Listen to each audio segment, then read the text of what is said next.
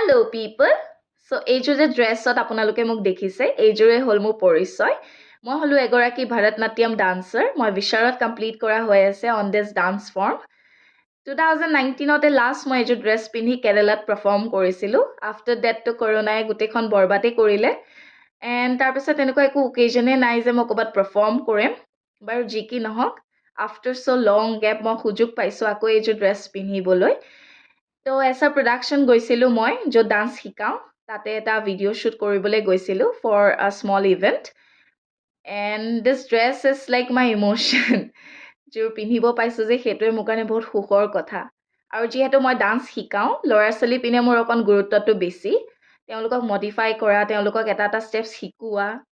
আৰু আপোনালোকে যদি বিচাৰে মোৰ ওচৰত ডান্স শিকিবলৈ প্লিজ ডু জইন নগাঁৱতে আছে এসা প্ৰডাকশ্যনখন আহিব এডমিশ্যন ল'ব আৰু একেলগে আমি ডান্স কৰিম